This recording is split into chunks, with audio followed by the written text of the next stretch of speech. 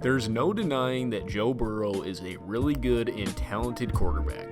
Bad players don't win Heisman trophies, and they sure as hell don't win national championships. So before I go into this take, I need you all to understand that this is not a knock on Joe Burrow. This is a hit piece on the Bengals. He very well could overcome the situation in Cincinnati and rise up to be a great NFL player. But here's why I think he's poised to be a bust in the NFL.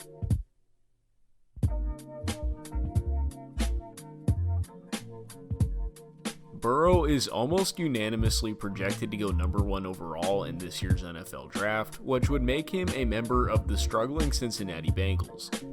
Like I said, if Burrow wasn't a really damn good quarterback, he wouldn't be in the position he is right now. But if NFL history has taught us anything, being a great college quarterback does not always translate to NFL success. Quarterback success in the NFL tends to be circumstantial, with coaching, coordinators, team environment, and ownership playing more of a role than in any other sport or position. That being said, the Bengals don't exactly have the best track record in any of those categories. To demonstrate this, we're going to use this pyramid. It shows everything that goes into having a successful quarterback on your team. In order for success to happen, every layer of the pyramid has to be sturdy. It doesn't even have to be great. It just has to be sturdy enough to support the top. We'll go ahead and plug Joe in at the top of the Bengals pyramid. Let's start with the owner. The owner of the football team is the base of the pyramid. At the end of the day, all the decisions made start and end with the owner. And the Bengals don't exactly have the model owner you'd want for your team. Mike Brown is 84 years old and has not only been operating as the owner but also the general manager of the team since 1991, which makes him not only the ownership layer but the management layer above it as well. And he hasn't really succeeded in either role, whether it's keeping a bad head coach way too long, not spending in free agency, overall complacency, or bad facilities. The decisions have not been good on his part. We will consider both of these layers unstable.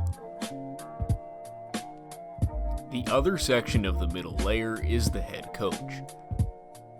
Zach Taylor was brought on last year as one of those anybody Sean McVay breathes on guys. He was the QB coach in LA when they went to the Super Bowl and got quite the promotion to head coach from the Bengals after that, even after only serving 1 year as the quarterback coach in LA. The jury is still out on Taylor, but this Bengals offense last year was abysmal, and for a guy whose specialty is supposed to be putting up points through the air, that doesn't really bode well. And not to mention, the Sean McVay system in which he came up in was proven to be very stoppable last season. With the sample size we have available to us, I have to consider this layer unstable. That brings us to the coordinators. Now, the two that obviously really matter for Joe are the offensive coordinator and the quarterback's coach. The offensive coordinator, Brian Callahan, who had some success as an assistant, just could not get anything going in Cincinnati last season in his first season as OC. They were number 30 in points scored and 28th in passing touchdowns. The Bengals QB coach, Dan Pitcher, is the first-year quarterbacks coach there and has spent 4 years of his career in a losing and defunct culture in Cincinnati. So with the lack of results and experience for the coordinators, we will consider this layer unstable as well. Last but not least on our pyramid, we've got the players. We'll start with the offensive line.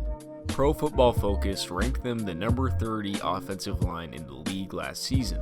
Not good, and definitely not the line you want protecting your first overall draft pick. The wide receiver position is one area where the Bengals are actually not that bad.